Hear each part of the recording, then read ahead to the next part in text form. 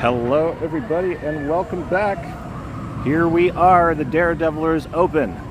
So I was just hanging out in the shaded area, but we're gonna walk over to the DareDeviler entrance because there's a bit of fanfare going on. It is the opening day, it's media day. There's a lot going on. There is a connection here. Okay, so our internet connection should be a little bit better now. My head is good. My head is good. I'm going to be posting a sort of like review video of both of my two ride experiences on the DareDeviler today. But I can tell you right now that I did not leave this ride in a stretcher. I did not need immediate medical assistance. So these are all good things. And here we are. This is the entrance here with the balloons for the grand opening, and we've got a couple of signs for photo ops as well. Yeah, sorry, I had to push this live stream back by half an hour because I was still in line for the DareDeviler. That wait was pretty long, actually. That second ride was about an hour-long wait. So check it out. Here are these sort of pop-up photo ops with the DareDeviler.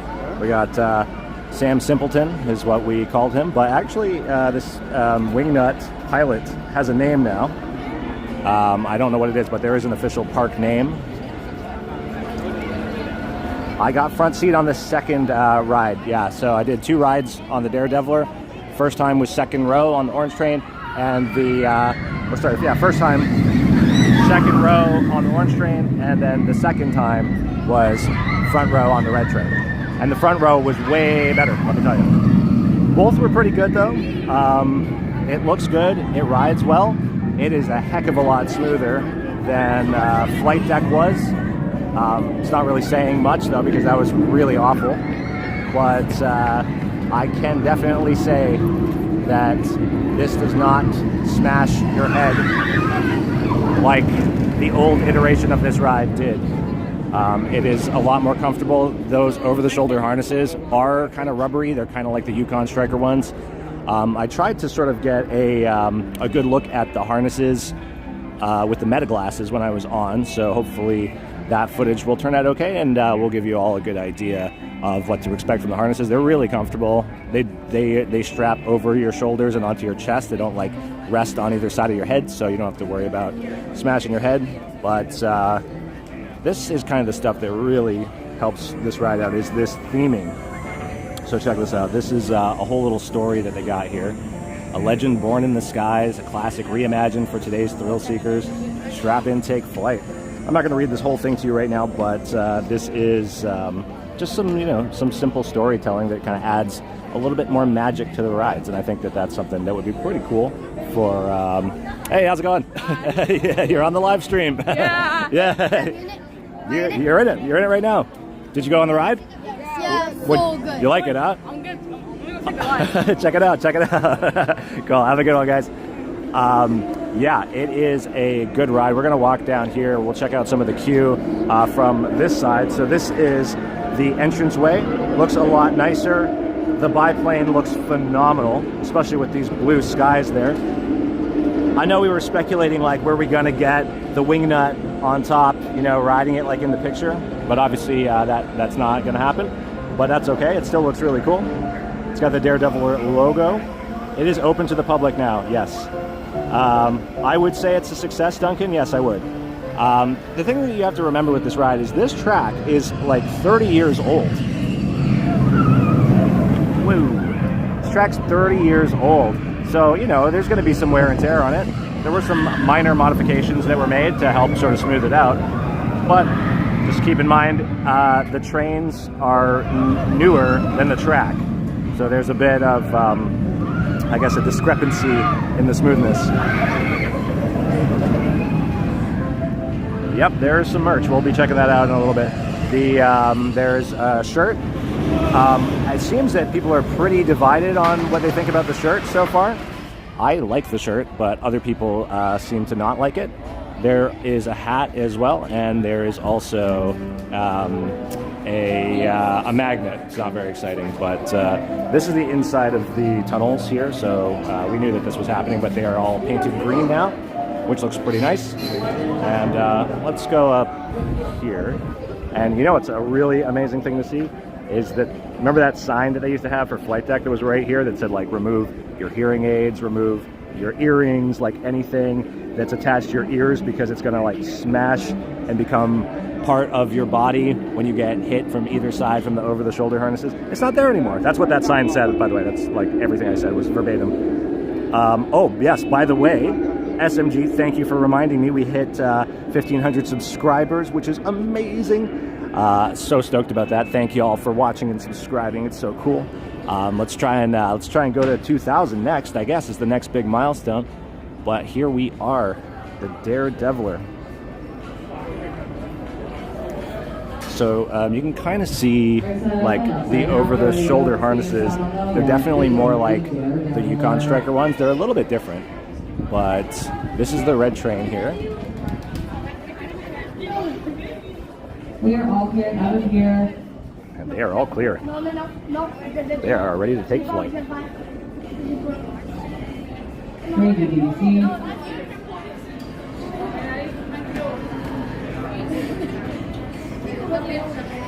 All clear.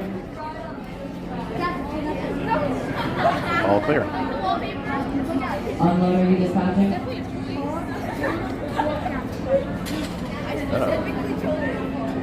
Something gone wrong? I don't know. I mean, building a brand new coaster from the ground up is going to take longer. Red train, let me hear you. There they go. And let's follow their journey.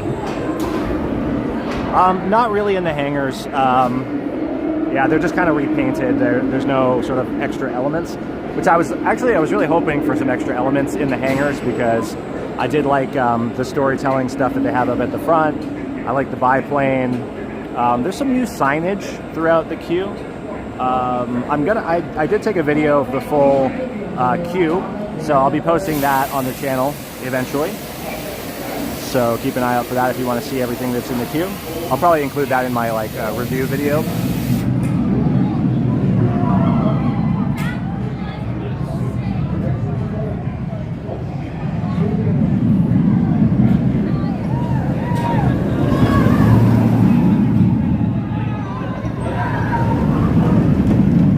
But yeah, you can tell that you're not hearing like screams of pain and torture anymore.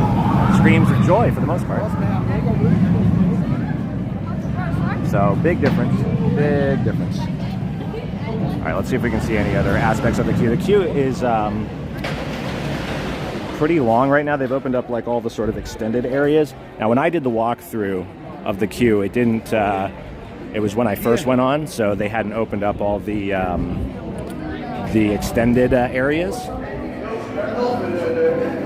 But now they have all the extended areas. So yeah, the first ride that I got on today was right when it kind of opened after the ribbon cutting ceremony. So it was pretty quick. It was somewhere between 5 and 10 minutes was all I waited before I got on. It's pretty good. And then the second time, the line was huge. It took about an hour for me to get through. So I would assume now, if anyone is planning on going in, they are going to probably be waiting about an hour as well, if not a little more. The most uncomfortable part, so there are some rocky moments when you're doing the inversions. The good thing is that while it's rocky, you're not hitting your head, and I think that was like the big problem with Flight Deck and also Top Gun, is that because you're getting rocked around a bit, you know, you're hitting your head on either side of those super hard plastic, like over-the-shoulder harnesses. But now, even if your head does rock around a bit, you're not going to injure yourself. Like, it's just your head's just kind of rattling around, which is not bad. So I wouldn't say that any parts of it are like really uncomfortable, but there are some moments. Now, one thing that I will bring up that is very interesting. So where's our main big loop here? So right here, actually, yeah. So right on the main loop, as well as on some other portions of the tracks, they have added some brakes, some brake trims. Very interesting choice. So when you go up the start of the loop, you're going to feel the whole train slow down. Very strange. I was weirded out by it when I first experienced it because, you know, it's a level 5 thrill coaster. You don't necessarily want it to slow down ever, but I understand why they did it, because it definitely helps with the smoothness, and I think those are the parts before, when it was flight deck, that were extra painful to go through. So we do not have to remove earrings anymore, no. Thankfully, the earrings can stay on, hearing aids can stay on, whatever ear wear you have, I guess, can stay on, because these over-the-shoulder harnesses, they are truly over the shoulder, they're not over the head. So you are not going to risk hitting your ears on it. Like, I don't even think it's possible. Even if you're small, if you have like young ones, I think you're still going to be okay, because it basically presses down all the way no matter what height you are. The seats are way more comfortable. They're a little deeper, so you kind of scoop in a little bit, which is nice. It's very comfortable. You feel secure in it. But there's also, like, the cool thing about these Vekoma over-the-shoulder harnesses,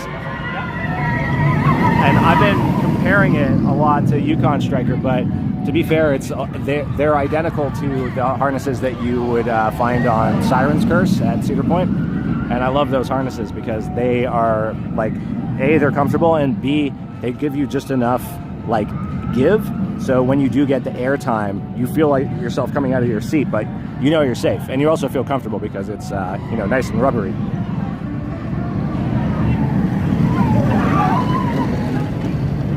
The DareDeviler. Now, the thing that I did not notice, and I really tried to pay attention to this on the second ride, was these sound effects. So we've got the old-timey piano going off, but there's also speakers around the track that are playing sound effects of like an old-timey biplane propeller.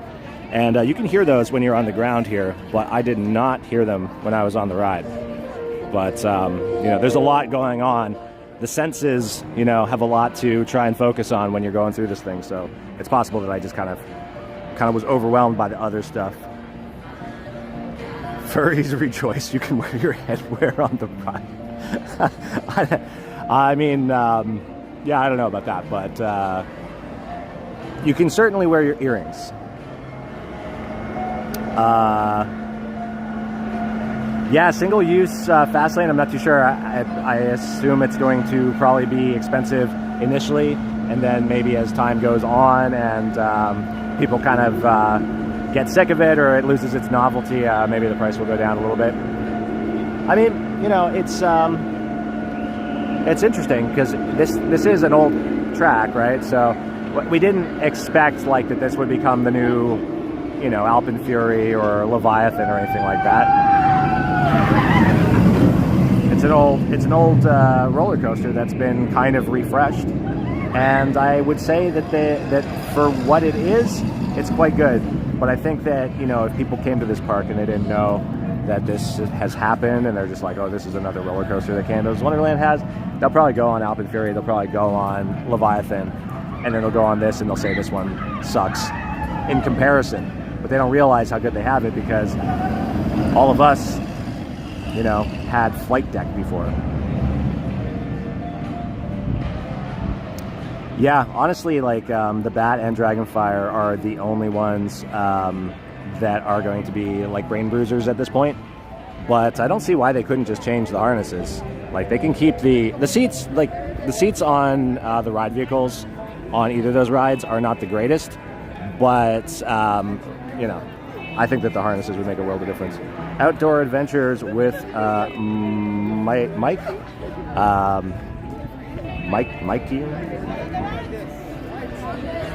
What is? We got some good game ideas for a video for Wonderland. Would you be interested in a collaboration? Absolutely.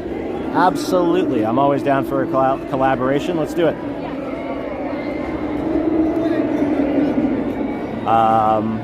Yeah, the DareDeviler. This is exciting. I mean, is anyone planning on coming out here over the next few days to try this out? Anyone planning on coming by today? Now, I will say that the media sort of portion at the start of the day was quite exciting because they had, and I don't know if they're going to come out again, I think they said that they would be here all day, but they have character actors. They have character actors, which is just wonderful because, as I mentioned before, these little things, these little storytelling details are what makes all the difference in creating a magical ride experience. So having the character actors, it was really awesome, and they were really staying in character. I tried to shake them a little bit. They're like these old-timey, you know, like almost like vaudevillian kind of performances that they were giving. It was great.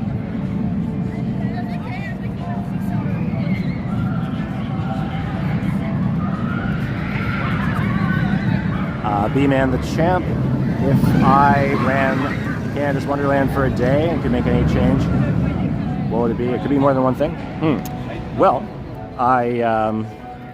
I'll tell you more than one thing. The list is pretty long, actually.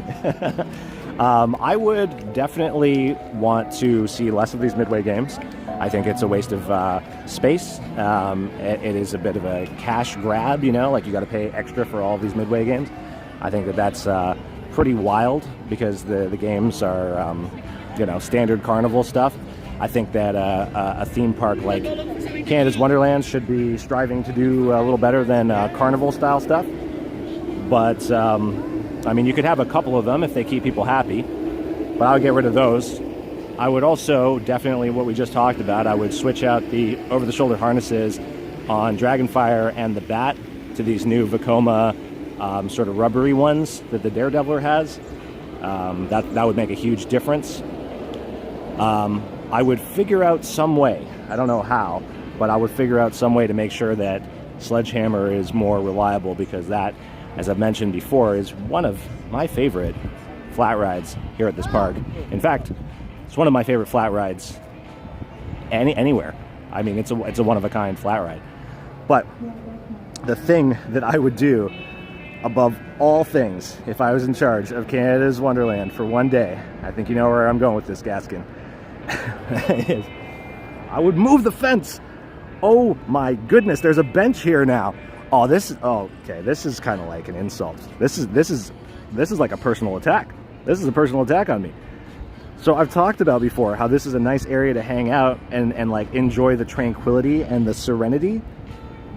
But that fence is ugly and an eyesore and it's always in the way. Now they put a bench here so you can sit here and stare at the fence.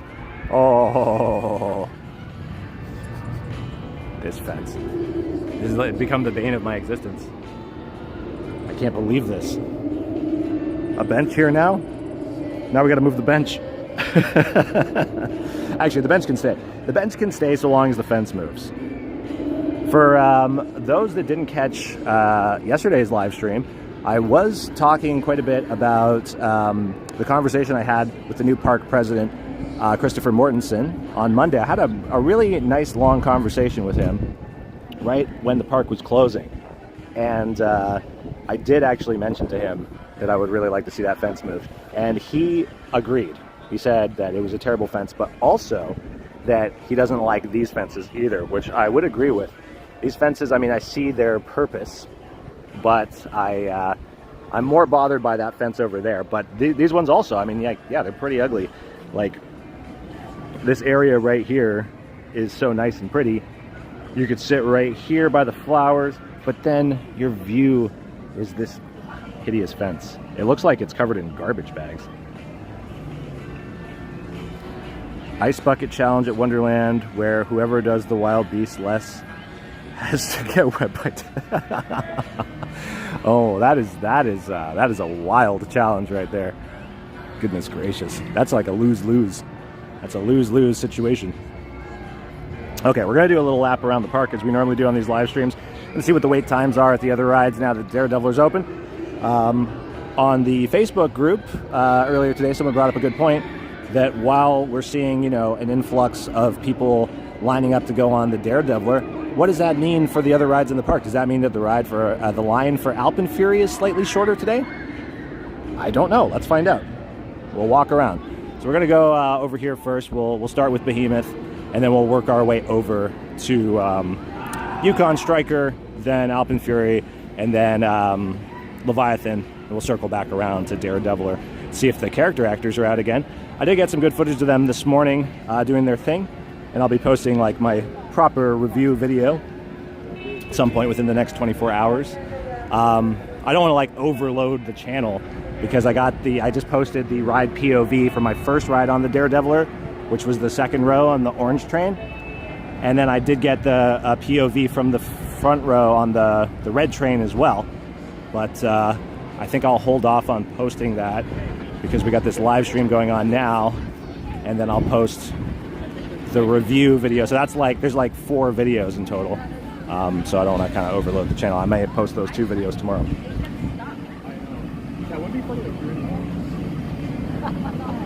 Oh, Outdoor Adventures with Mike and Leia.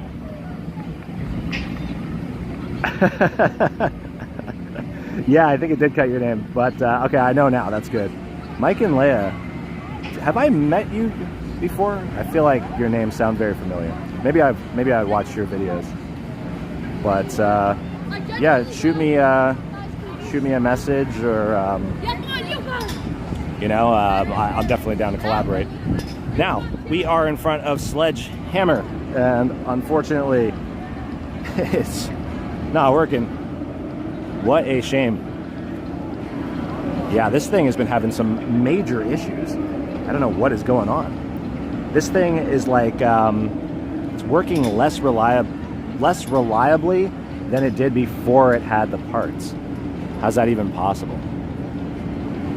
I went on it one time this season, and almost every other day I've seen it closed.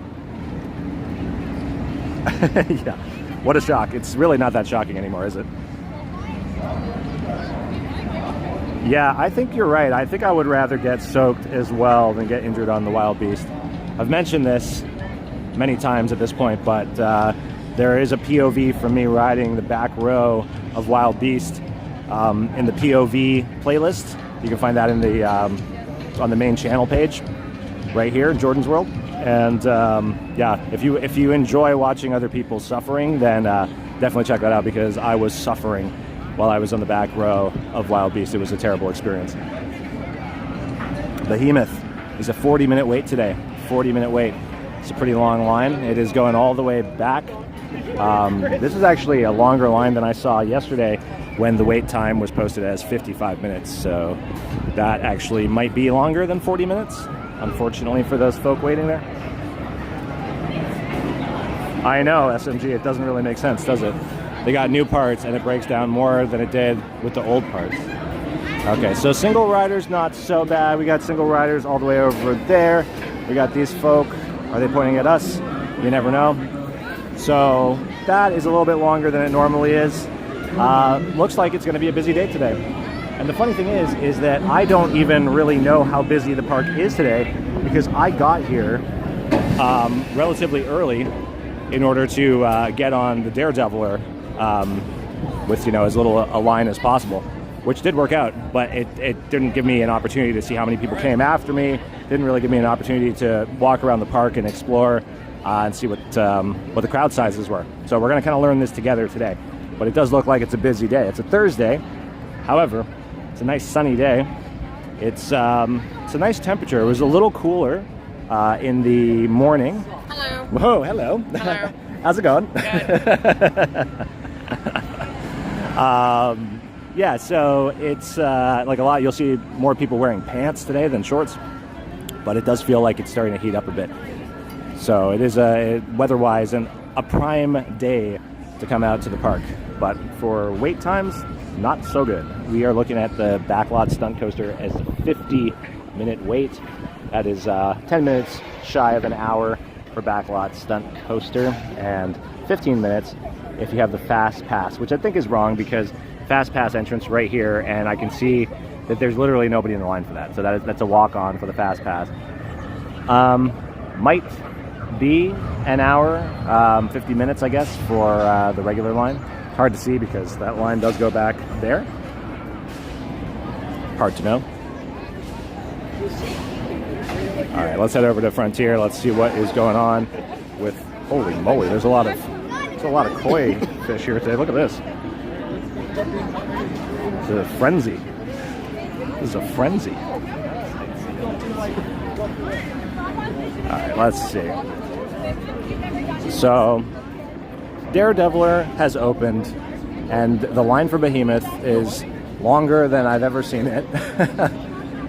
Honestly, this actually is really long. Like, there's an extended area all the way back there that it goes. I don't even think I've ever even known that it goes so far back there. And then we got Backlot Stunt Coaster at almost an hour wait. So those two rides have not been impacted by the opening of the DareDeviler. I mean, not in a positive way, at least. They are long waits as well.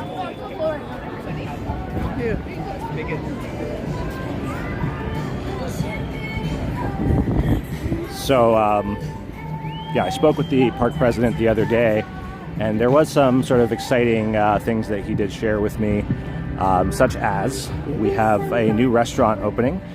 We don't have a date for the opening of the restaurant, but it is where the Chicken Shack formerly was, and that's right opposite Coasters.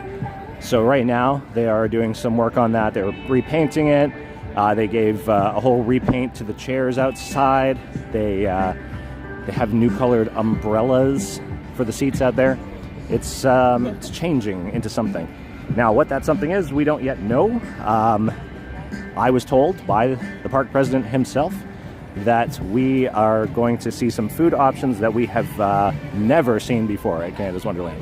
So that is, well, I mean, that could only be so many things, but it is not going to be Mexican food, unfortunately. Was the line for Windseeker super long yesterday?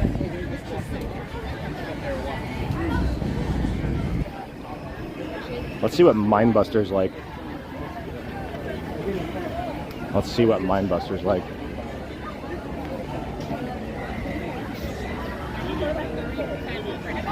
I have a feeling this is going to be a long line. Wow, okay. Yeah, the line is stopping like right here. So that is pretty long. That's like at least 45 minutes, maybe longer. Busy day, busy day. I mean, they chose a good day to open the DareDeviler. Gonna get a lot of eyes on it, that's for sure. Okay, Yukon Striker, let's see here. I think this is gonna be, what, maybe 30 minutes, 40 minutes? Let's see, 35 minutes. Look at that, I said 30 or 40 minutes, 35 is right in between. Technically, I got it right. 35 minutes. Is it gonna be a true 35 minutes? Or is it going to be longer than that? Let's see here. Oh, it might be longer than 35 minutes. There are a lot of people. It's going all the way back there. Does it go to the furthest section, though? That's when you know. If it's underneath this very last portion of the ramp, then you know you're in for a 45-minute to hour-long wait at least. And it is there. It is there. So, yeah, it's not going to be 30 minutes, unfortunately. But it is a great ride, and if you're willing to wait, it's going to be worth it. And you'll see why in a second. There it goes. And here's another reason over here. Check this out. And how about another reason? Right there. There it is.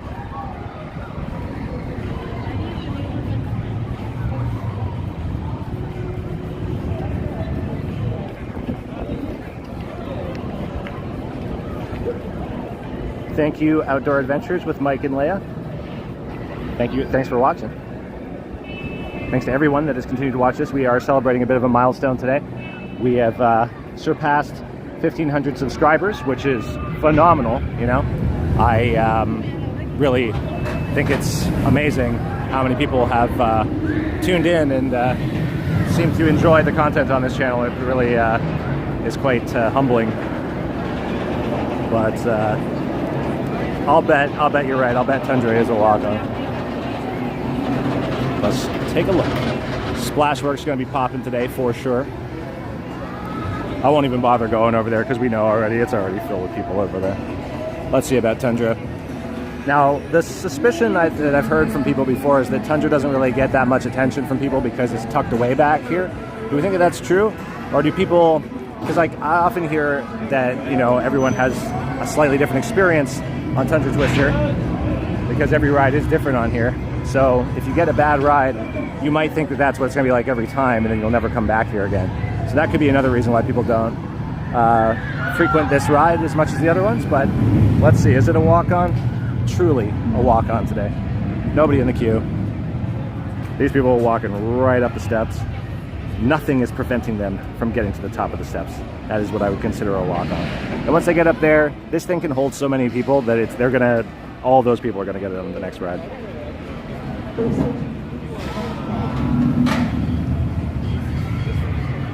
What would be the 1,500 subscriber special?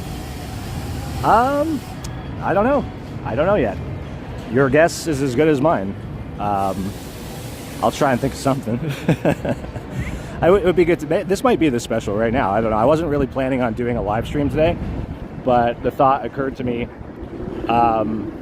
earlier when I was like, I'll probably go on the DareDeviler a couple times if I can, and then I'll probably head home and then I'll edit the video, my review video. But then I thought, well, why do that when I'm already here at the park, and I could just do a live stream and tell everybody kind of really quickly what it was like. J Games went on a Thursday this month. Hour-long wait for Tundra Twister? Are you serious? What? I've never heard of such a thing. An hour-long wait for Tundra Twister. That's pretty wild. This is a nice vantage point right here. We'll see Yukon come by and then do its big loop.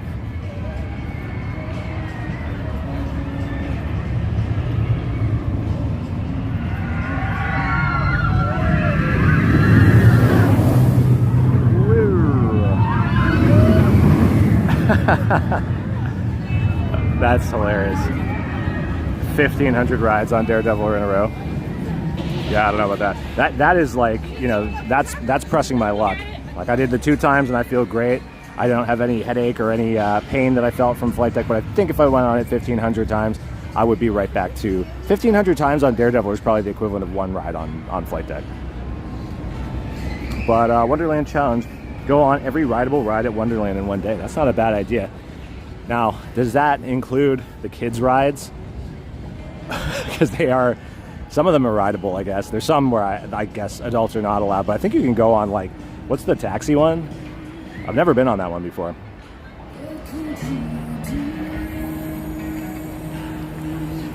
Let's go take a look at the old river. Let's take a look at some of the water rides today. Let's see if anyone's lining up or going on those. Taxi Jam, yeah, that's the one. Taxi Jam. In my head I was thinking it was called Crazy Taxi, but that's the video game that I think that they're revamping. Isn't there like a new Crazy Taxi game coming out? Crazy Taxi. Anyone play Crazy Taxi? Now that was a game. The Offspring. I always remember that game for that soundtrack, The Offspring. I don't know if there was any other artists on the soundtrack except for The Offspring. Okay, let's take a look over here. See if anyone's coming down the river.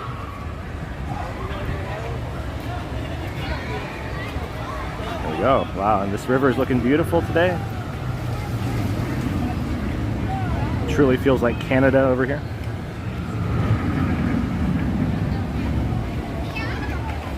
It's not a bad concept for a video though. Try and ride every single rideable ride in a day. I still kind of want to do a video where I get AI to plan my day at Canada's Wonderland, because I could go either way. Like I get AI to plan my day and it'll come up with something really stupid that's like completely inaccurate or like doesn't make any sense to do it in the order it tells me, or maybe it'll have a really succinct plan. I don't know. One day Fastlane Plus Pass was $220 yesterday. Goodness gracious. Goodness gracious. Yeah, well, we've been talking about some prices on yesterday's live stream. Of course, the big one that's being discussed right now is the 2027 dining plan options. The dining plan options are absolutely atrocious. For those of you that don't know or maybe haven't heard yet, there's some information that got leaked yesterday through some of the other Six Flags parks that now the dining plan for 2027 is going to be split into 3 separate tiers. Tier 1 is going to cost $110 before processing fees and taxes. and that's going to include 20 meals for the entire season. 20 meals. Imagine how fast you're going to go through that. The second tier is 30 meals, and it's $140. 30 meals is still really not that many. That's only 10 more than 20. So I don't know. And then this one's the real kicker. The real kicker is that if you want unlimited dining, like we all have experienced in the past and are currently experiencing with our dining plans, you have to pay $400 plus processing fees and taxes.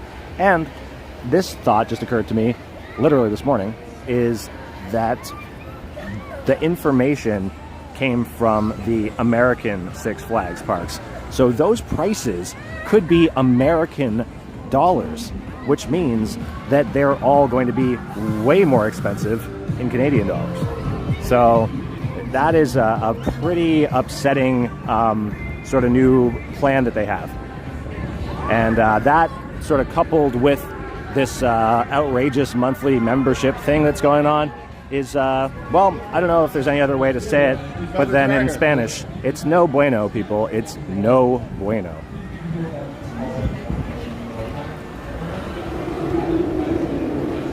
Well, yeah, that's the thing, Rico, is like that, the perk of having the fast pass, I mean, you can't really dispute it, especially on these busy days. I mean, you could spend your whole day waiting in lines. You're going to get like heat stroke. You're going to get a sunburn. Oh, look at this. Timberwolf Falls is closed. Our apologies. Wow, I wonder why. Interesting. It looks like it's been drained. Yeah, there's like no water. What is going on here? Huh. Because this was closed a few days ago. Oh, those are Canadian prices? Okay. That's a little better. Yeah, I had like a panic moment earlier today when I was like, wait a minute, what if those are all American prices? I was like, $400 American, that's gonna be like 600, that'll be like 650 bucks with the exchange rate. That is a better word for it. This lumberjack ride still closed. So earlier in the week, I think it was about 4 days ago now, this ride got stuck upside down with riders in it, upside down for 9 minutes. Imagine being upside down for 9 minutes. And this thing at its full height, I mean, we're talking what, like 50, 60 feet? Maybe? I don't know. I don't even know how high this thing goes. But imagine being that high up, upside down for 9 minutes, blood rushing to your head. I don't know. I would even survive it. Yeah, so, well, it didn't happen again. That was the same one that happened earlier in the week, but it is still shut down because of that. So, over here we have another one of these these rides that just, I don't know, it's like inexplicable. Vortex is an old ride, right? Been on Vortex. Honestly, actually, you know what, when we were talking about earlier about over-the-shoulder harnesses that could be changed, we talked about the Bat, we talked about Dragonfire, and having them change to like those new Vekoma rubbery ones that they have now on the DareDeviler. Vortex could also use those. I'm not a big fan of the over-the-shoulder harnesses on Vortex. Vortex right now is advertising a 60-minute wait. That is an hour long for Vortex. And you can see here, the line is extending out of the station all the way back there. This ride is like one of the most popular rides of the 2026 season. I do not understand why. It's a fine ride, but it's not been this popular ever before. Like, people normally go on and go, it's all right. But like, they're treating this thing like it's Alpenfury. Well, I personally also find Vortex a little painful.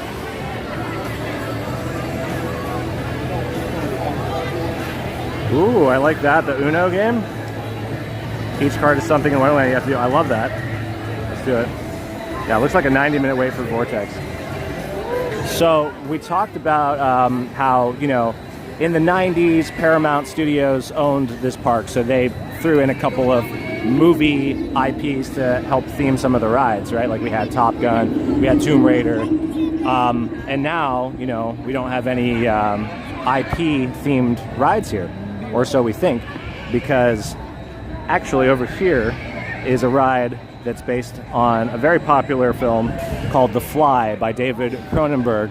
And yes, this is the ride, The Fly, over there. And then Vortex is actually based on the Gaspar Noé film, Vortex. I'm just kidding, obviously. Neither of these have anything to do with those two movies.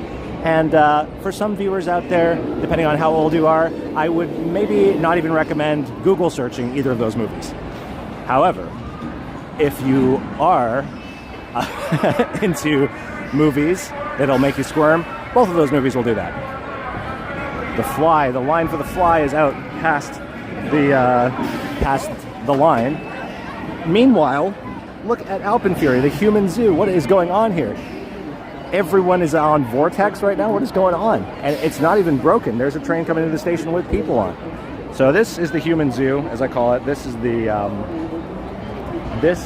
the switchback where everyone's behind a cage, so I call it the human zoo. And there are 1, 2, 3, 4, 5, 6, 7, 8, 9 empty rows on a day where we've seen like a 90-minute wait for Vortex. We've seen like an hour wait for Backlot Stunt Coaster. And this is probably a 45-minute wait for Alpenfury. What is going on? We have to check our height. Yeah, I would, but that's still too long, 45 minutes. I normally take the single rider line, and I also have to be very, particular. I have to be very specific about when I join the single rider. I can tell you right now if it's worth joining or not, because we'll take a look from this side. Basically, if it's like anywhere past down from this like landing up here that I'm pointing at, down to that landing underneath those stairs, you're okay. But like any further, it's a complete wild card. Could take longer than the standby line. So let's see what the wait time is. 120 minutes. 120 minutes. Oh, this is so funny. So we are seeing the exact same thing that happened. When was that? Yesterday or the day before? I think it was on Monday. So the wait time is super exaggerated for Alpenfury. So it's getting everyone to think that it's a 2-hour wait when really it's a 45-minute wait. So people aren't even bothering showing up to this ride. Now, you can see that the single rider queue is actually going pretty far back, all the way over there. So that is, that is no good for me to hop into. That'll take the remainder of the live stream before I even get on the ride. And it's kind of luck of the draw with the single rider line. A lot of people go on Alpenfury in groups of even numbers, so there's not often a lot of space for the single rider to fit in. You end up waiting a pretty long time. I would say single riders really only works the best like first thing in the morning.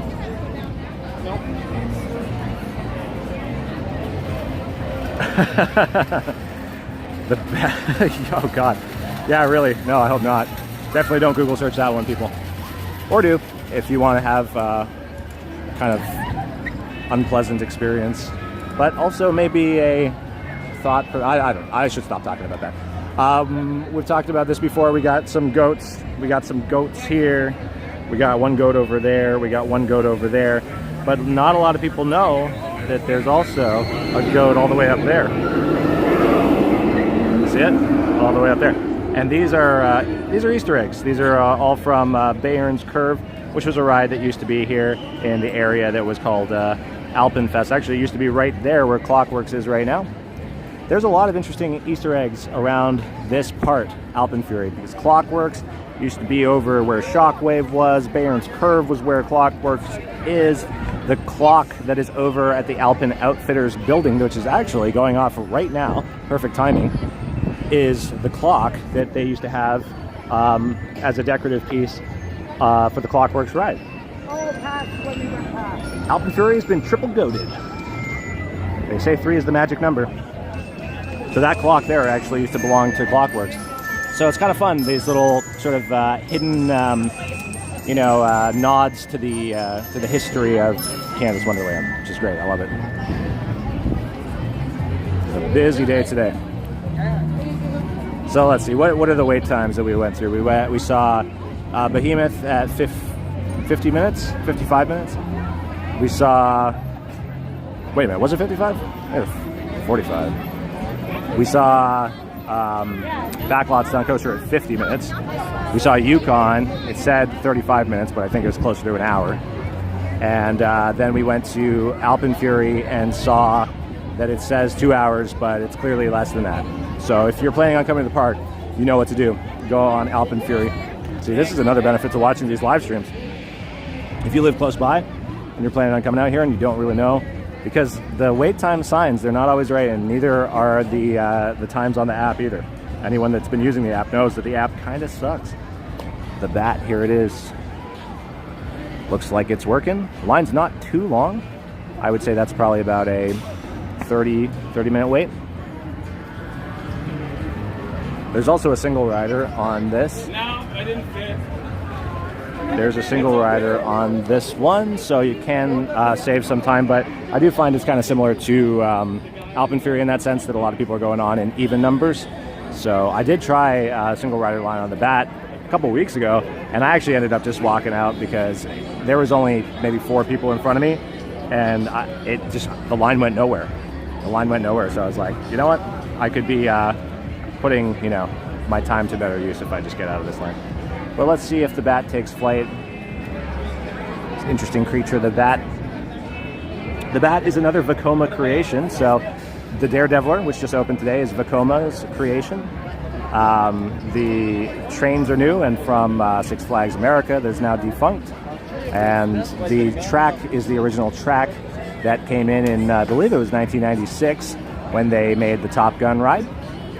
And that's been around for a while. They did some slight modifications on it to try and make it a little smoother, which it certainly is. Breakfast food. Interesting. There is literally no place here that serves breakfast food. And that would be amazing, because there's times that I come here like a little early and I'm hungry and I gotta wait till 11. And then sometimes, you go on the rides and you kind of forget about it. So I would like to see a breakfast place. However, the park president was sort of suggesting, here the bat comes. The park president was sort of suggesting that it was a sort of culinary option that was maybe on the more exotic side. Kind of the only way I can explain that. So I don't know if it'll be a breakfast thing. I think it's going to be like I think it'll be a cuisine from some other part of the globe, possibly. Not too sure what though. And here it comes back. That's why they call it a boomerang coaster. Just like a boomerang, you throw it one way, it comes back. That would be so funny if that Chicken Shack reopens as a Tim Hortons. Like after all that. Something that you've never seen before. It's a Tim Hortons.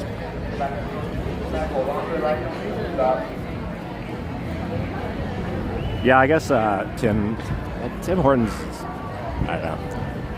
I guess all things considered, like the food here in general isn't the greatest, so I shouldn't really take a jab at Tim Hortons, because in the scheme of things here, it's actually kind of maybe one of the better options. In fact, the other day I went over here and got a sub, and I was like, this is great. Never had so much enjoyment eating a cold cut combo, but it's just, in comparison. Here's the Wild Beast. The Wild Beast is open a few days ago, I think probably a week ago now. Somebody had the unfortunate experience of getting hit in the head, I believe, with a bird while they were on this ride. Imagine that. You go on Wild Beast, it's nothing but pure pain, whiplash, just like full on physical assault, and then you get hit in the head with a bird. I mean, that person is just having the most unlucky day possible, I think.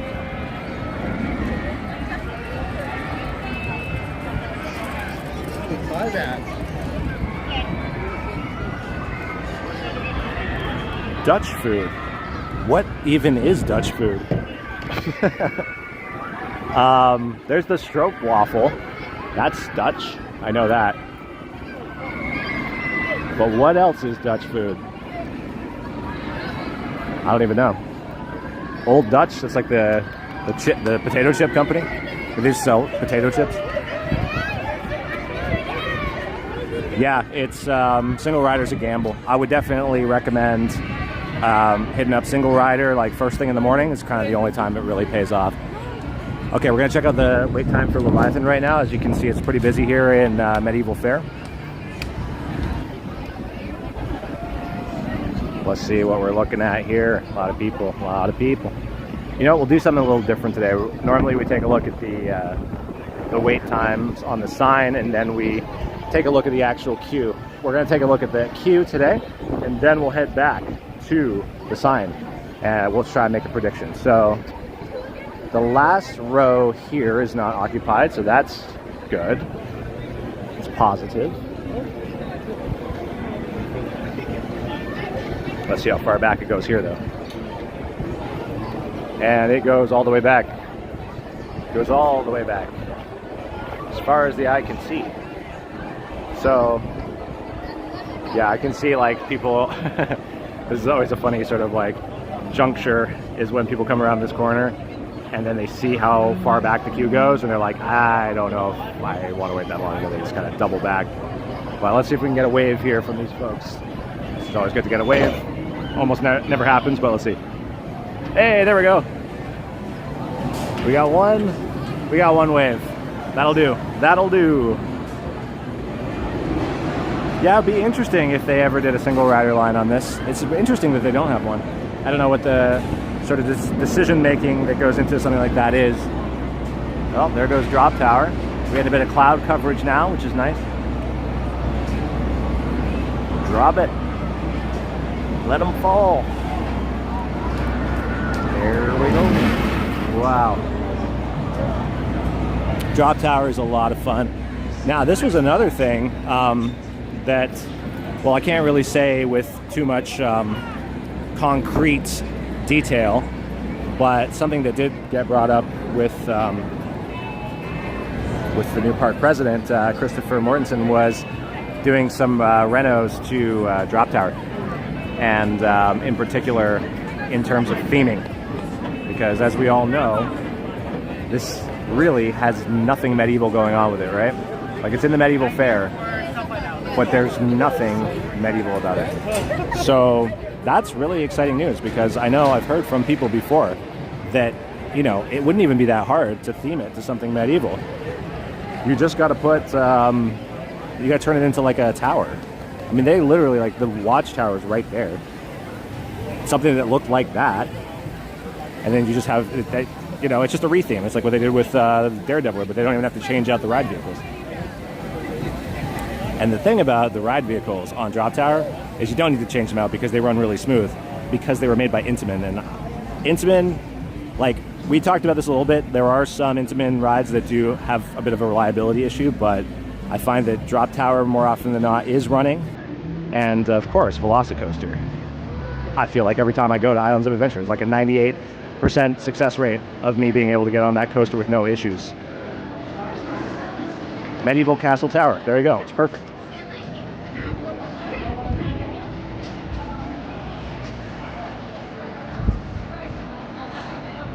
Really? The Chicken Shack used to be a place called Dutch Street. So that would be actually really interesting if they brought that back. It's a little way to pay tribute to the park's history, but also offer a food option that they don't currently have. Interesting. Well, we shall see. We don't have a date on when that is going to open, but we will walk past it a little later on in our travels here today on this live stream. So we'll take a look. We'll see if there's anything radically new to report on. Let's see where Leviathan is, and let's see where Riptide's at, if we can get that cool shot today. I don't think we can, unfortunately, because I don't think Riptide's anywhere near getting up and going. Plinko games around the park. Oh man, I didn't even know about that you could win fast passes, fast lane pass. That's insane. What a good prize. Now see, that's motivation to play those games. See, like, I've often talked about this. I actually saw someone walk by with one earlier, but someone was walking by with a gigantic pickle, like a plush pickle, You got, that's like hardly a prize. That's like a burden. So there's something going on here today. I don't know what this is. MNP Summer Fun Day. What is this MNP? Corporate event. Oh, cool, cool. Like an employee event. Oh, right on. Awesome, cool, thanks. So corporate event. Interesting. I like the new placement of the Thirsty Dragon. I think this makes a lot more sense over here. Also gives a lot more space over where it used to be.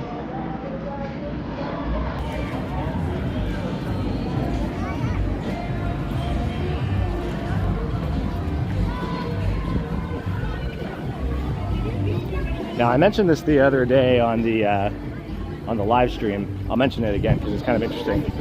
There is a weird thing with this fountain here, and I'm not exactly sure why, but if you come over here to the park, check it out. Test it out, why not? So take a look at these little faces that are like down here. You'll notice a few of them. There's this guy covering his mouth, but if you go up, touch this one, touch all of them, you'll find that one of them is different than the rest, and there's one that's just missing. This one right here doesn't have a face at all, but the other ones do. And there is one here. If you watched the live stream the other day, you'll know which one it is, but I won't spoil it today.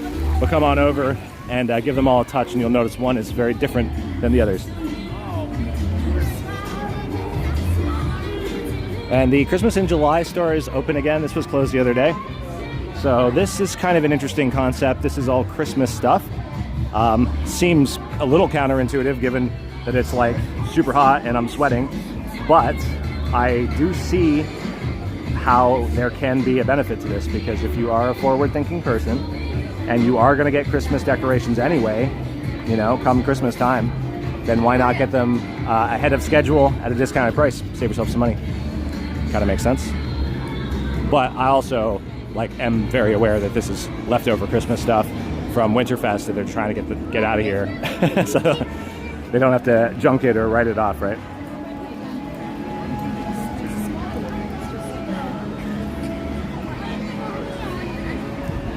Let's see. Should I get a sample of some of the fudge at the Sweet Spot? See, this is a little thing that I only learned recently. Let's see if it's busy. I probably won't bother them with my request for free. Oh, there's nobody in here. Okay, so this is something that for all y'all that don't know, you can request a free sample. Hello.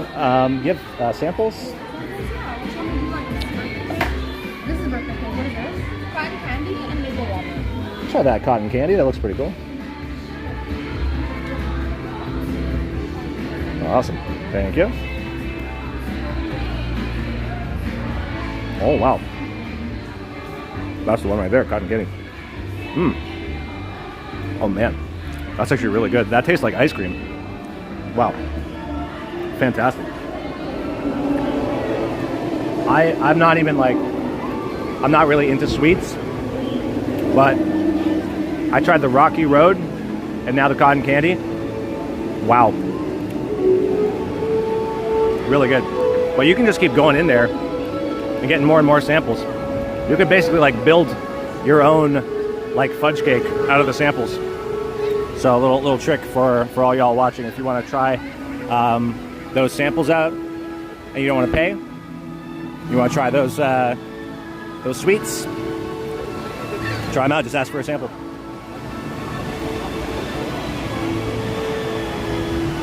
And look at this. Always looks beautiful.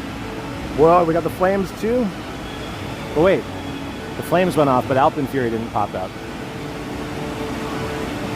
Must be running behind schedule. So, here's Wonder Mountain, looking beautiful.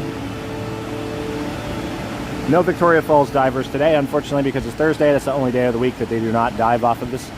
But I would highly recommend coming on a day where they are diving, because it's a spectacular show. Very cool. As is the Watchtower show. Okay, so what we're going to do now is we're going to walk on over to the stores. We're going to do a little bit of a merch search and see about this new DareDeviler merch. I know for a fact that they have DareDeviler merch at the Wonderland store. I saw that last night. right after I ended the live stream last night. It was like, I was a little deflated because the DareDeviler didn't do its soft opening last night. But, you know, I ended the live stream being like, well, you know, bit of a bust, but we'll hopefully get some new stuff tomorrow. And then as I'm walking out of the park, I go through the Wonderland store just to have a quick little check. Sup, Lenny? Sup, Lenny? And what do I see? I see the DareDeviler shirt, I see the DareDeviler hat, I see the DareDeviler magnet, and I was like, oh man, if only I just continued to live stream a little while longer. But it's okay, because we're here again. Yeah, they'll pull the dining plan thing on us. If you pay $700 a month, you can try as many samples as you like. Unlimited samples for the low cost of $699.99.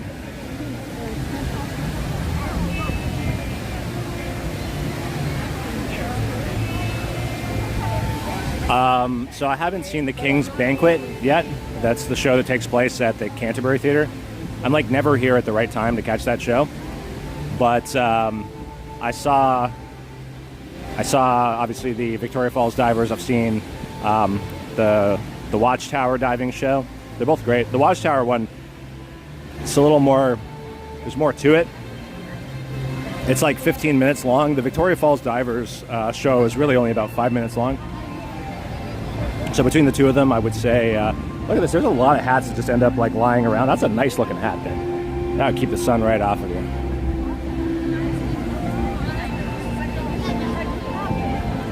So, yeah, I can't speak to King's Banquet, but I also saw the retrospect show. That was kind of lame, if I'm being honest. It's kind of lame. Last year they had the dog circus. Way better. Come on. Watching dogs do circus stuff. How can you not like that? Okay, so here we go. It's our first merch search, and here are the DareDeviler new merch items. So this is the shirt here. So people have been kind of on the fence about this. They think it's maybe a little too plain. So it's got the, no pun intended, a little too plain.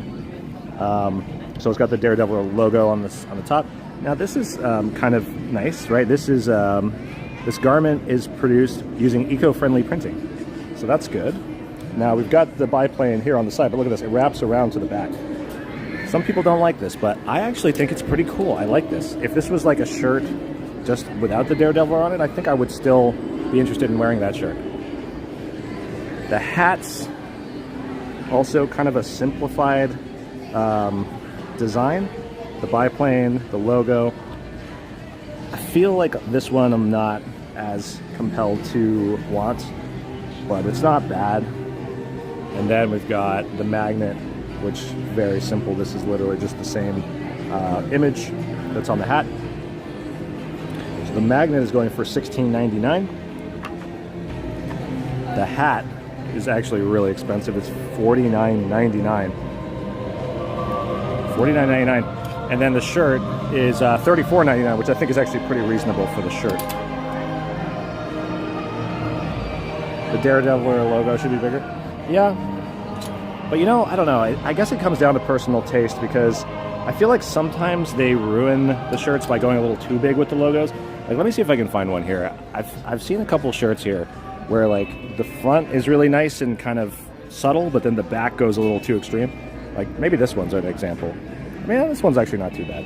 But there's some that just have like this gigantic wording on the back, and it's like, did we need that? Of course, I can't find one now, but I assure you they exist, because there's been many times that I'm like, hey, that's a great shirt, I'll get that one. And then I like check the back side of it, and I'm like, okay, I'm not going to wear that ever. So that's all the merch for the DareDeviler that is in the Wonderland store. That's the store right here by the entrance. Let's go over to the Thrillser Wonderland, which is over there. Also sometimes called the Varsity Club. They're kind of two stores in one. Last time I went in there, though, it smelled terrible. I don't know why.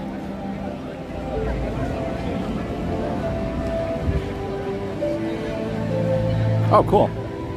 Nice. My mom has a Behemoth hoodie, I want to say. Or maybe it's a shirt. Yeah, she went on Behemoth.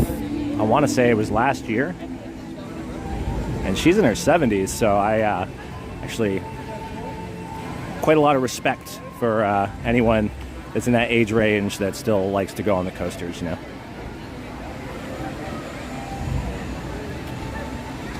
Yeah, it is a little sad, honestly. So it's a gamble sometimes when you come in. It could be happy music, could be sad music. It's just like, I feel like they put on a playlist of, let's see what it smells. Oh god, it smells bad in here again. It smells horrible in here, I'm serious. It smells like a cross between like sewage and, I don't know, like rotten food.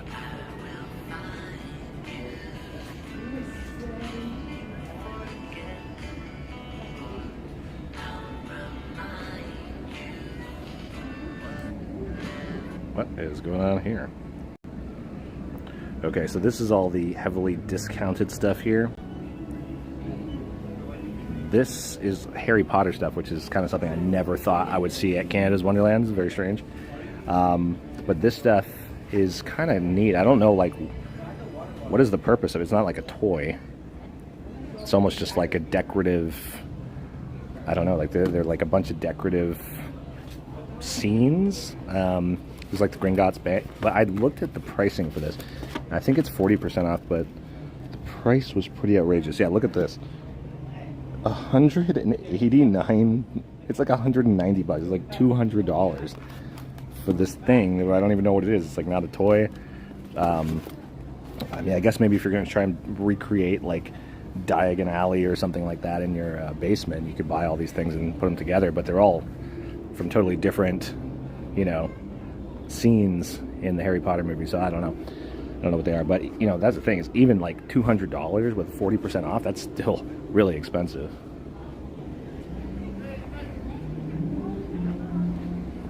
Okay, let's see if we can find any DareDeviler merch here. Okay, we found it already. It's right here. It's the same stuff. So we got the that shirt we were talking about there, $34.99. A collectible, yeah, I guess that's what it is. We got the hats again, the magnets, Alpen Fury. So I think that probably is it for the DareDeviler merch. Maybe in the future they'll roll out some more. Maybe they'll make some mugs. But as for right now, it does seem that just the t-shirts, the hats, and the magnets. Not overly exciting. Is this, yeah, honestly. It's the price of a season pass to get that Harry Potter collectible. Why?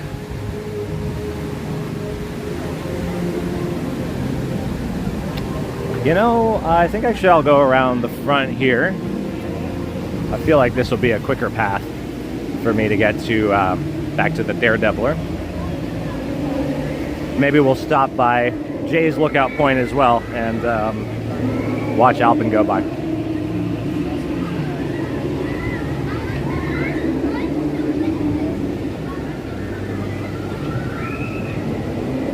Which sweater did you get? I got an Alpen Fury sweater as well. I got like the, it's kind of a, what would you even call the color? It's like almost in between blue and purple, and it's got a cool like thing on the back. It says Alpen Fury on the front. I wear it all the time. If you've seen my videos, you've probably seen me wearing that very sweater. See, like now the music's kind of like, sounds like, it's kind of epic, but it's epic in a weird way. Like it feels like I should be on like a pirate ship or something. Honestly, like I don't hate the new soundtrack. Like I understand that some people did like the old sort of pop songs and stuff like that. But I do like the theme, like movie scores in general, but I do like them at theme parks because it reminds me of, you know, more immersive theme parks like Universal Studios. But the thing is that here I feel like they kind of maybe just like found a playlist on Spotify that was like movie score playlist, because you got to really curate it. It's got to be stuff that's really going to get people going. It's not like SMG you mentioned. You don't want to feel depressed. You want to have like sad music when you walk in. And I've heard like they have a song, really somber number from Edward Scissorhands, like somber Danny Elfman when I'm walking into the park. Not really pumping me up. It's making me like contemplative. It's making me self-reflective. It's making me depressed. You know, you don't want that when you come. It's a great score, but time and a place. This, they draw a picture of me right there. This guy looks exactly like me.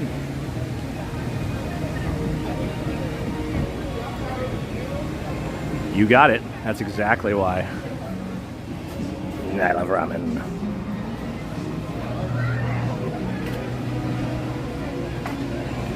So I used to be in this band, and we're thinking about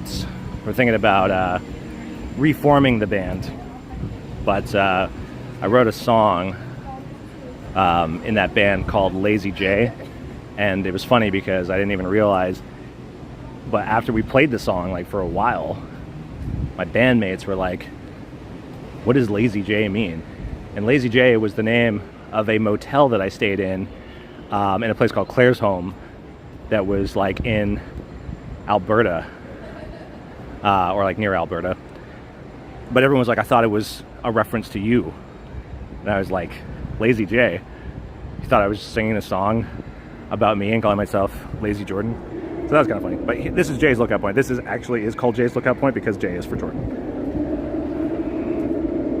And good timing indeed. Sounds like Alpin is coming. And here is the money shot.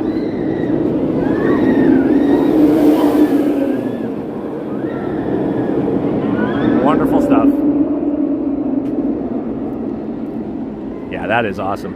And I love the fact that they're not playing the copyrighted music today, because normally when I hang out over there, it means I'll get some great shots, but I will 100% be demonetized.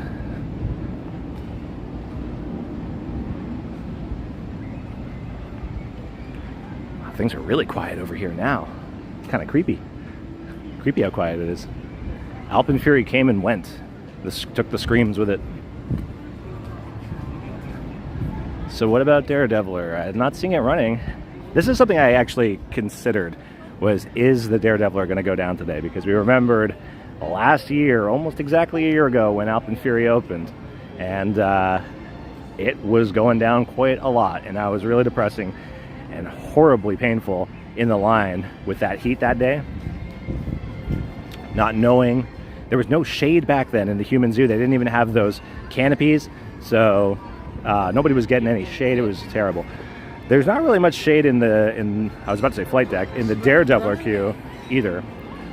But right now, thankfully, the clouds are providing the shade. But what is going on here?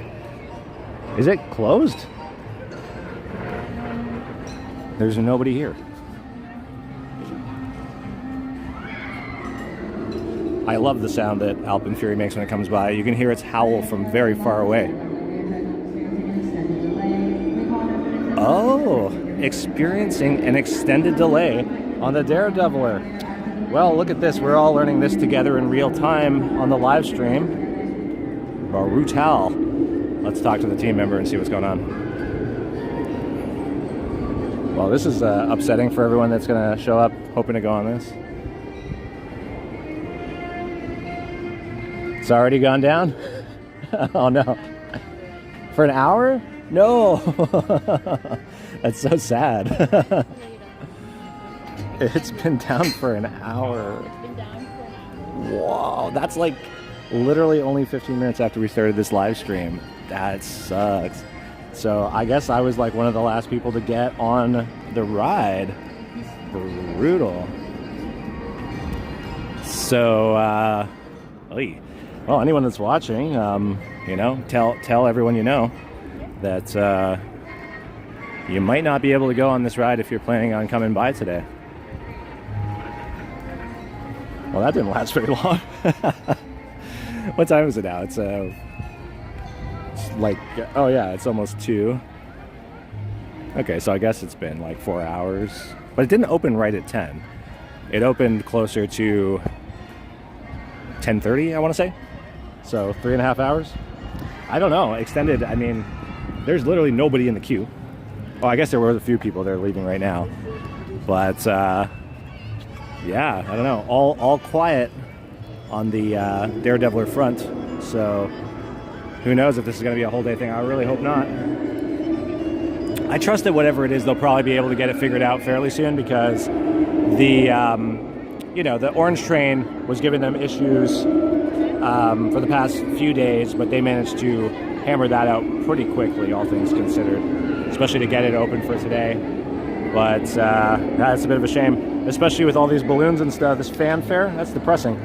You walk in here with all this just to find out that on its grand opening it's not working. Sad. Very sad, but kind of to be expected. Everything that's new is a lot more likely to break. That is just the unfortunate reality of things. Fair enough, dude in the hizzy. What's up, my dude? The POV was wild. Yeah, so for anyone that doesn't know, I did already post the first POV from today's my maiden voyage on Alpenfury. I wasn't actually too far off from like the first rides of the day. I only had to wait about 5-7 minutes before I got on. So a few trains went before me. But yeah, I posted the POV. I got the second row on the orange train. I posted that one already. And then I went back in the line, and the line was substantially longer afterwards. I had to wait for an hour and some change to get back on it, and then I got the front row. Now, how does it stack up to Alpenfury? Just, I mean, there's no comparison. Alpenfury is incredible. Alpenfury is amazing. Alpenfury is top of the line. It's modern. It's advanced. It's a relevant. Hey, you're back. What have you guys been up to?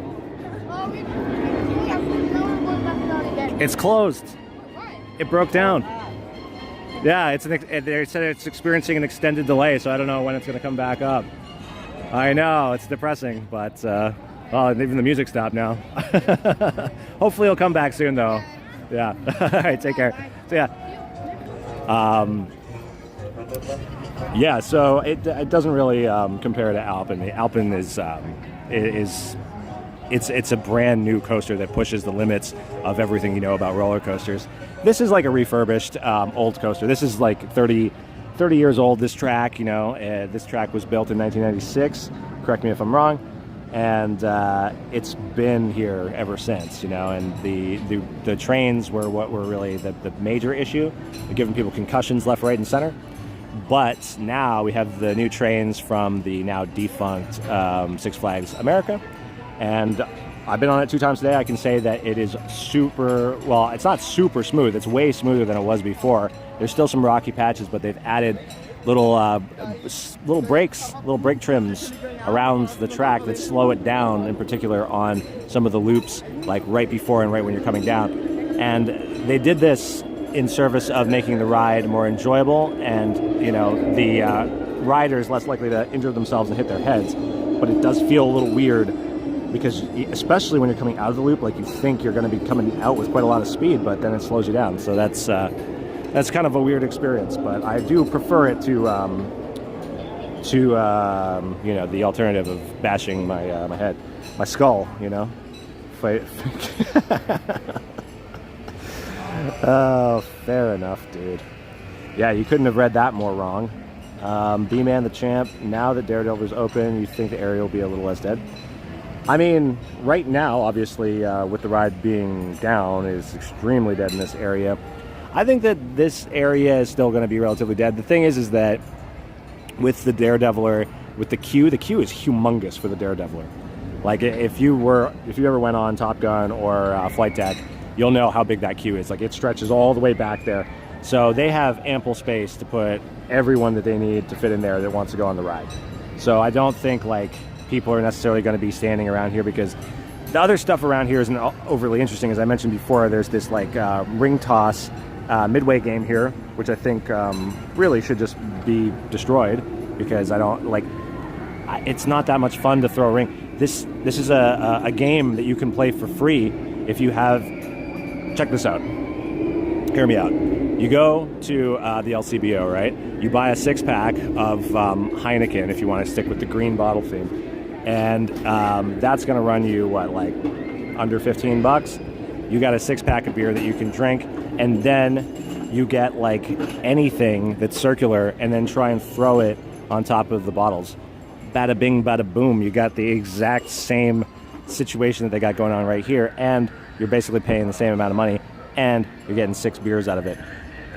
Now, in the very unlikely scenario that you do play this game here and you actually get the rings on top of the bottles, and trust me, I've tried it before.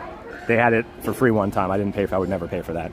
It's impossible to get these rings on there. If you do get the rings on there, you're going to walk away with one of these ginormous things. And what, tell me, are you going to do with this in your possession for the rest of the day when you're at Canada's Wonderland? I don't even think those things will fit in the lockers.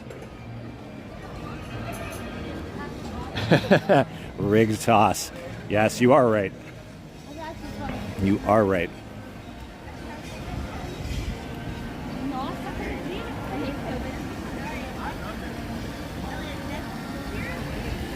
So a pretty cool new thing that Canada's Wonderland is doing for the fireworks that are coming this Saturday is they are doing like a sensory experience. I forget what the terminology is, but it's for people that are a little more, I guess, susceptible to like loud noises and stuff like that. So if you have kids that can't tolerate those super loud noises from the fireworks, but they still want to see the fireworks, they're going to be playing them in the theater with a live stream going to the screen, but with the sound off. So that's it's pretty cool. I think that's a very good move on Canada's Wonderland's part.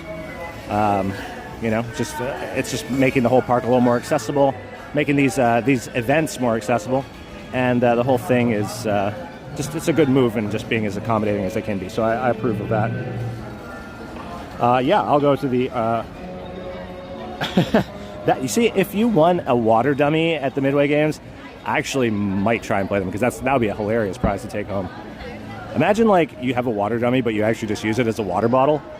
Like you're lugging this thing around. You can put it in like on your back like a backpack, weighing you down, but you got all the water you could ever want. Now, before we go to the arcade, we do have a little glimpse inside of the new Chicken Shack. Pradveer, I've got some bad news for you. Unfortunately, today is the grand opening of the DareDeviler. It was awesome. I went on it 2 times this morning. 2nd row on the orange train, 1st row on the red train.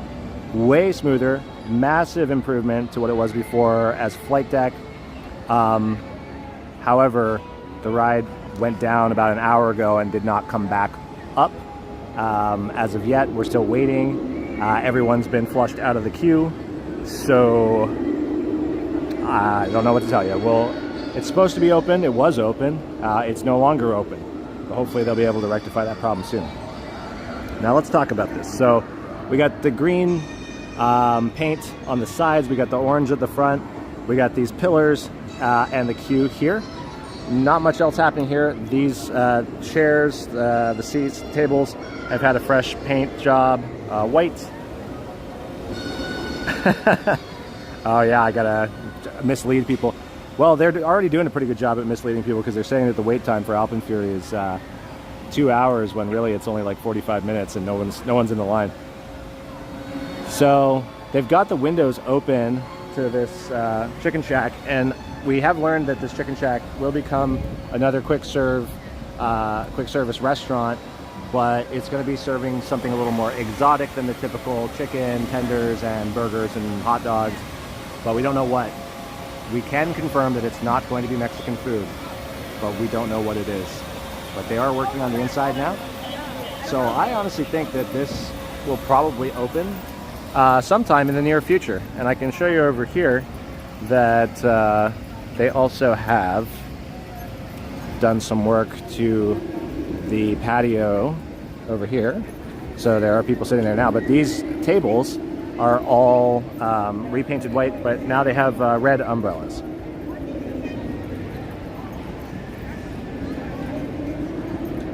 So that looks really nice and vibrant.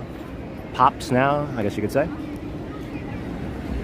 Okay, so let's go to the arcade so we can hear the story.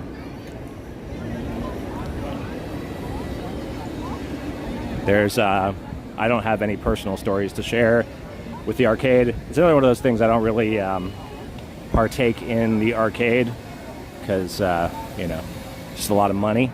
It's a lot of money. It's very hard to win without spending a lot of money. I've played arcade games before. When I was a young fellow, a kid, I used to play arcade games all the time. I used to play Time Crisis. That was awesome. I used to play Street Fighter. Actually, Marvel vs. Capcom. Way superior to Street Fighter. Basically the same game, but with way more characters. If you're a fan of Marvel Comics, you know, this is awesome. I always played as Wolverine. It's like one of the easier characters to master with the Berserker Barrage. All right, we're in the, there's a new game in here called the Ferris Wheel. Is it this thing right here?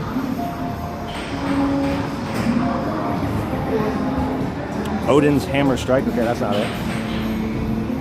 There's Wheel a Win.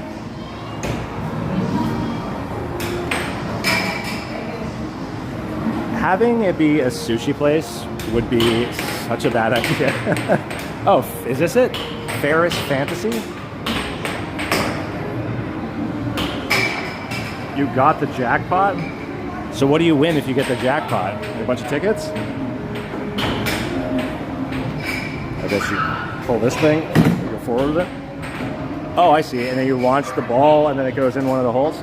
It's kind of like skee ball, I guess, a little bit. Yeah, no, eating raw fish, sushi at a theme park does not sound like a good idea. I'm not a fan of sushi at the theme park. 300 tickets. And what could you get with the 300 tickets? A paperclip? Hey! Paperclip, mustache comb. What else do you get with the tickets? Kazoo? The DareDeviler. What a shame.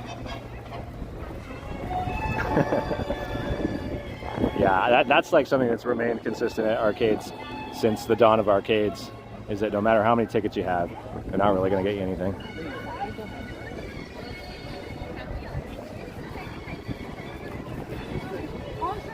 Well, it's a shame that the character actors didn't come back out.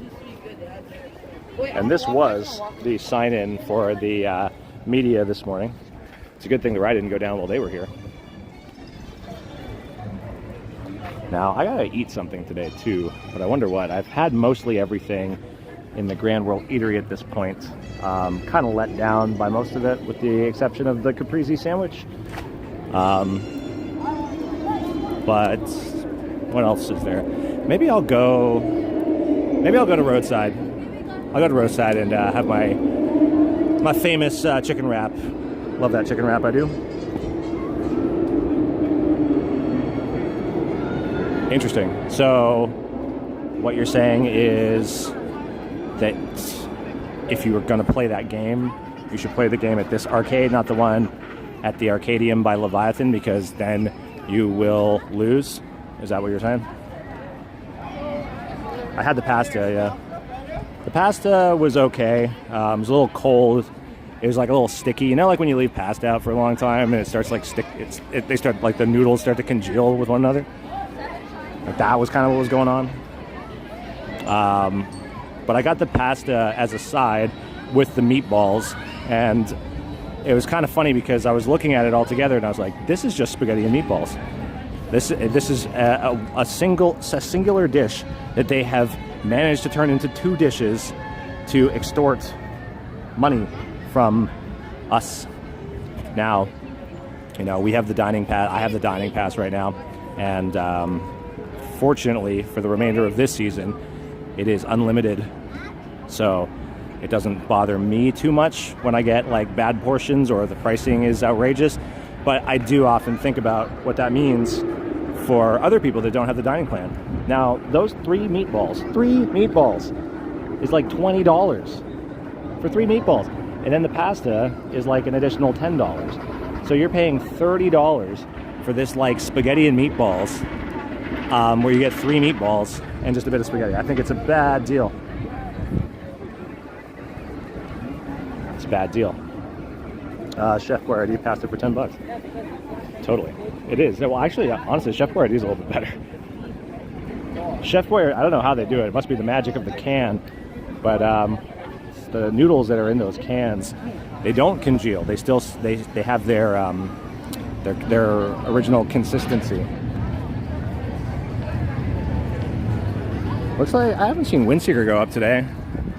Maybe I'll take a little bit of a different path to the roadside because we already went past Yukon.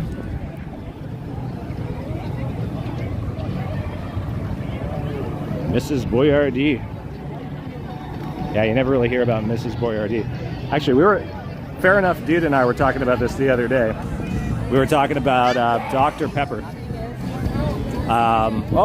Windseeker is open. Line's pretty full. Not coming out the other side, but it is an in-demand ride today. There's a bit of a dark cloud coming up behind it. I didn't really check the forecast today. Is it supposed to rain later? Imagine going up there and getting like caught in a thunderstorm. But yeah, no, fair enough, dude. And I were talking about Dr. Pepper. And little lesser known fact about Dr. Pepper is that, much like in the vein of Dr. Jekyll and Mr. Hyde, he also had an alter ego, Dr. Pepper and Mr. Salt.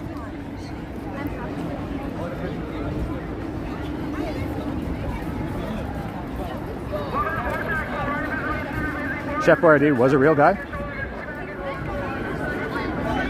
I never knew. Is Dr. Dre also a doctor? Imagine going to Dr. Pepper as your doctor. You're like, hey, you know, I've got aches and pains all over my body. He's like, have you tried rubbing this soda all over your body? Have you tried taking a bath in this soda that tastes like toothpaste? I actually really like the flavor of Dr. Pepper, but I've heard some people say it tastes like toothpaste.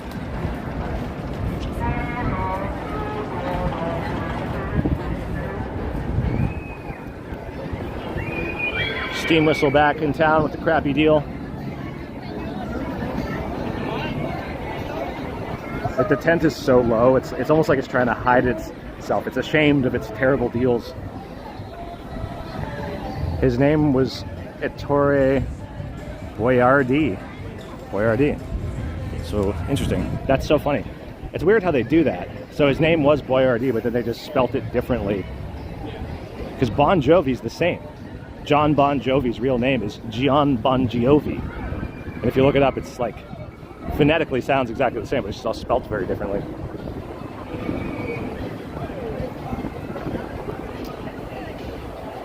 But what's better? Is Dr. Pepper or root beer better?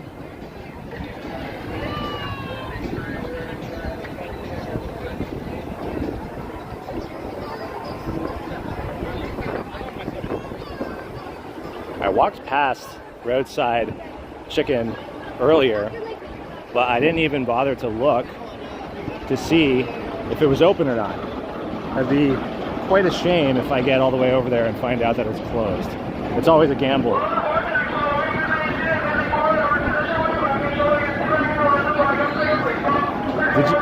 Are you hearing this announcement? That announcement was insane. Like, nothing was clear on that. I remember the first time I went on Wild Nightmares, there was like a team member making some sort of announcement on the speaker, and everything was like totally garbled, except for the word nightmare. It was like, nightmare. And I was like, oh my god. Look at this. Super dead. Alpenfury. What is going on? DareDeviler's not even working right now. Everyone's over on Vortex. Unheard of. Preferred seating cannot be accommodated. Thank you for yeah, Orbiter was pretty fun. Part of Wonder Mountain and beyond. This is wild. Absolutely wild. Okay, back to the plan. Back to the plan. We're gonna go see if Roadside Chicken's open so I can grab that chicken wrap. It's a good wrap. Unless like anybody else has any other recommendations that maybe I haven't tried yet that are worth trying.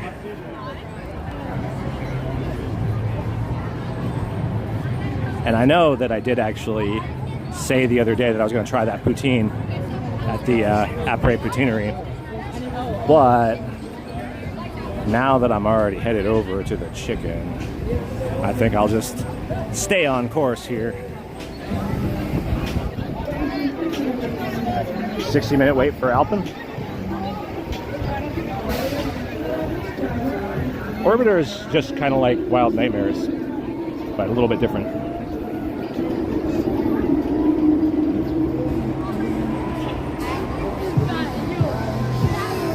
Honestly, like it could be a 30-minute wait. That line is so short. You never see that. More people in the queue for Vortex. You can see right there. Look at that, all the way out of the queue into the extended and beyond. Nobody's going on Alpenfury. What is going on? Is today opposite day or something? Pepsi Blue was actually pretty good. I feel like anything that's blue automatically is good. Windex, antifreeze. Some of my favorite beverages. Just a joke, obviously. Don't drink those things. But blue Powerade, come on, that's obviously the best Powerade flavor. Blue Gatorade. They had the Mountain Dew. There was the code red, but they had like a code blue. Oh, thank goodness Roadside Chicken is open. There's a bit of a lineup, but it's open. This is good news. Bad news is it's busy here. Are there any seats? I also need to go get water from somewhere. I'll probably have to go get the water at I think the closest is going to be the Kidsville, like the icy zone. Yeah. Hot sauce chicken tenders. Interesting. I don't know. But seeing as I'm here already, I'm going to just go with my tried and true chicken wrap today. But next time, maybe I'll give that a try. I don't think I've tried anything at Mess Hall this season. Oh, hey, yes. There's a seat over here. Perfect.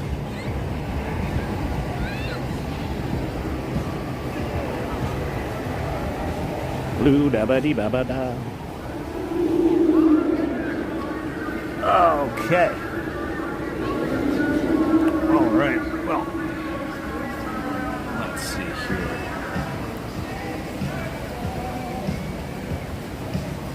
All right, here we are. And for all of y'all that haven't seen me today, you might notice something a little bit different. I'm wearing a yellow bandana, and that is because DareDeviler, the tracks, what color are they? You put it together, you figured it out. So I'm gonna do a little recap here for you. A little recap for you today on what we've experienced, what we've learned. Today is July 23rd, 2026, and it's the grand opening of the DareDeviler. We went on it, we as in me, and a lot of other people that were here. We went on it for the first couple of hours of the day, and then it went down. We walked away from it on this live stream just a little while ago, probably within the last 15, 20 minutes, and apparently the ride had been down for over an hour. So that kind of sucks for everyone that is planning on coming out here today and experiencing the DareDeviler on its opening day. But alas, it is experiencing some delays. But the thing is every new ride always has these kind of issues. Alpenfury had the same thing. Every park that has opened has, like Universal Studios, when it opened, like people hated it. They went in, they're like, nothing here works. This park sucks. And nobody would say that now. So gotta be patient with these things. But for what it's worth, the DareDeviler was a lot smoother than the previous iterations of it, Flight Deck and Top Gun. so it's an improvement, and it was quite fun. The front row was a lot better than the second row, but the second row wasn't bad either. It'd be very interesting to try the very back row. I'll try and give that one a go next time that I come here. But all things considered, I think for what it is, the DareDeviler is pretty fun. Even though it is still a little rocky, it's still a little rattly, it's a 30-year-old track, it's not going to instantly turn into Alpine Fury by just having new trains on it. But it is a massive upgrade from what it was, that's what I can say.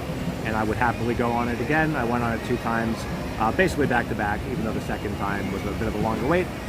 But yeah, it was good. It was a lot of fun. So I would highly encourage people to come out here and try it. Probably show up early to the park in the next 2 weeks if you want to get on it without having to wait for a really long time, because it did get to be a pretty long wait, and because it's new, obviously the novelty is going to attract more people to it in the immediate future. So keep that in mind. Come here early in the day, try it out, and let me know what you think. I'm very interested to hear what other people's thoughts are on this reimagined version of Flight Deck, or Top Gun 3.0, let's call it. I like the storytelling, I like the immersiveness that they're trying to add to it. I really hope to see them do more stuff like this at some of the other rides. But we have closed this chapter. The DareDeviler, even though it is closed now, I assume it's going to get fixed or open up again. This is the DareDeviler. It's open now. I'm going to post my full review video maybe later today, but more likely tomorrow morning, so keep your eyes peeled for that. I'll post the front row POV video that I got from the Meta Glasses as well at some point within the near future, probably within the next 24 hours. And then we have some very exciting, unfortunately I will not be live streaming the fireworks this Saturday, but I'm sure somebody else will. And beyond that, moving into August, we've got some really exciting stuff. I am going to a whole bunch of parks. I think I counted it out. I'm going to, I want to say, 8 or 9 different theme parks. So it's going to be really exciting. I'm going to be doing some recap videos on those parks. I'll do some live streams from the other parks as well. And then we'll be doing some more videos here at Canada's Wonderland, of course. So lots of exciting stuff. I'm really excited for the month of August. And I really hope, Mike, that it's running tomorrow when you're here so that you can try it, as well as you, SMG, because I want to hear everyone's reviews, and I also am just excited. It's a new experience. It's an old experience that has become a new experience. So, you know, it's always fun to try new things. Just general life advice. Oh, thank you so much, Mike, for subscribing, and thanks for watching. I really appreciate it. And like I said, there's going to be lots of cool content on this channel, so stay tuned. And for anyone that has been watching this, that hasn't subscribed yet, is not sure, maybe you're on the fence, not sure if you want to subscribe to this or not, trust me, you do want to subscribe to this. We got live streams like every week. This week we did 3 live streams, basically back to back. We're doing live streams for most events, not doing the fireworks this weekend, but mostly every time there's a firework event, you'll see a live stream here on this channel. We got POVs, we got food reviews, we got other videos with all sorts of stuff that I don't even know yet. So that is the story, and we will see y'all soon. So as always, thanks for watching, and we'll see you in the next video, I guess. Adios, amigos.